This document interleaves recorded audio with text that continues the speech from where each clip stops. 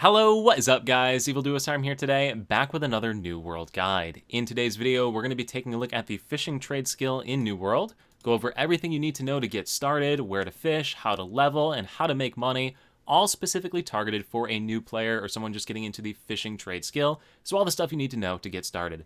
There's a ton of stuff to cover, so I'm going to get right into it after I quickly ask you to consider subscribing if you're new to the channel. I've got over 1,000 guides on various MMORPGs, and I don't plan on stopping anytime soon, so you'll stay up to date with new content.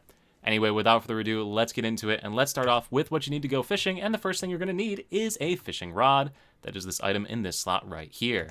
Fishing rods can be obtained from one of three different ways. The first option is the easiest option, and it's just to straight up buy it off of the central marketplace here. So go to a trading post in any major city, and just search for fishing pole. So you'll see right here we have 5 different tiers of fishing pole. Just go ahead and check the can equip button, and also can afford up here at the top, and then just pick through the fishing poles and find one that you can equip and use. Preferably of the highest tier based on your level. The second option is to craft one yourself at any engineering workstation. That is this icon on the little mini-map here in any major civilization. If you go over to one of these, you will see that you can craft fishing poles. So if you have various gathering tools and various gathering levels, you can go ahead and make them yourself. Once again, make sure to pick one that you can equip based on your level. And the third and final way to pick up a fishing pole is from the Windsward quest line. So in Windsward, which is the middle, center, bottom territory here, if you go to the left of the city, you will see a dock, and over here at the end of this pond, you will see an NPC named Michael Shields. This NPC gives you a quest line that provides you with a wooden fishing pole. So just to get started right here, fresh out of the story, if you started in this area, you can pick up that quest. This quest line is one you're going to want to remember for the future. So after you start it and pick up the fishing pole, you'll want to come back to this after you've progressed further. The quest line will show up in your quest journal under the side story tab under fishing basics, and gets progressively more and more difficult as you progress through it. It ultimately culminates with gear that you probably won't be able to equip until you're level 60, as well as sending you to higher end areas with mobs that will kill you if you are just starting out in New World. So this is one to remember to go back to later and finish, because it gives you some of the best fishing gear in the game. If you already are high level just watching this video to get started with fishing, go ahead and do this quest. If you're not yet, come back to it later. But once you have a fishing pole and you're ready to get started with actually fishing, you now need to get some bait. Bait can be picked up from multiple different locations, and there's all sorts of different types of bait that you can use. Simply speaking, bait can be broken down into 2 categories. You have freshwater fishing bait, which is for when you're fishing in rivers and ponds and stuff inland, and saltwater bait when you're out fishing near the ocean edges. There's a ton of different bait. Let's just make it simple for you. If you're fishing in saltwater, you're going to want to use glowworm bait or nightcrawler bait.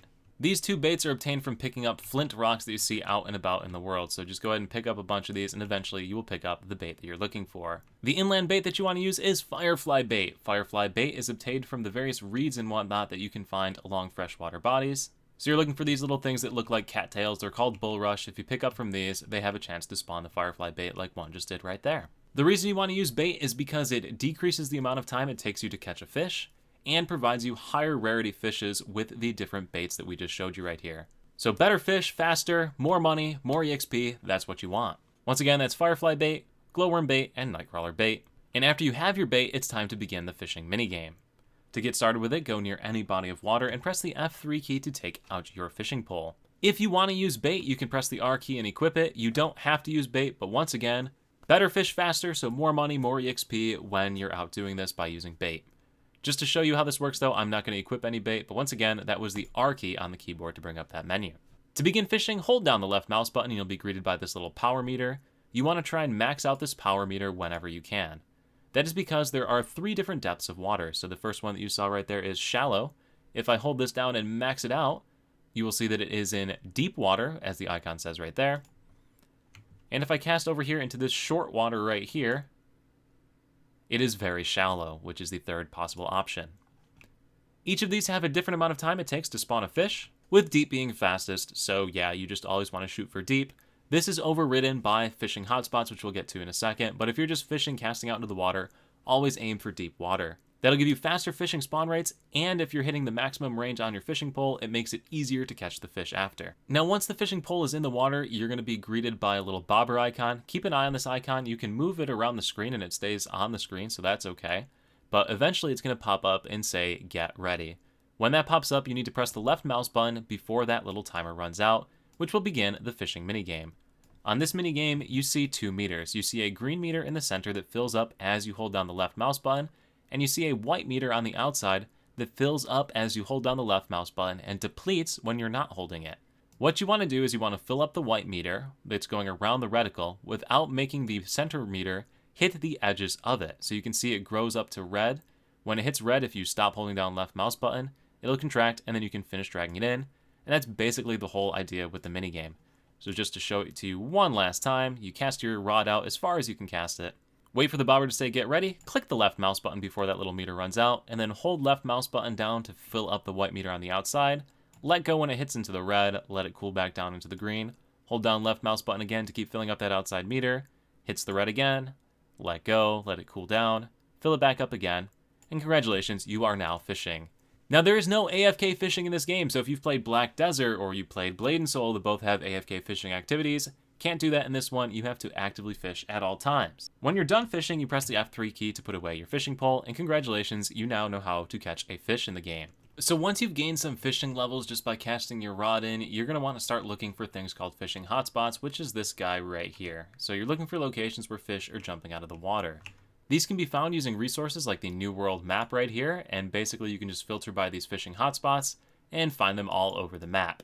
So the hotspots, as you can see, are driven into 3 different categories: 1-star, 2-star, and 3-star fishing spots, and these each have their own benefits.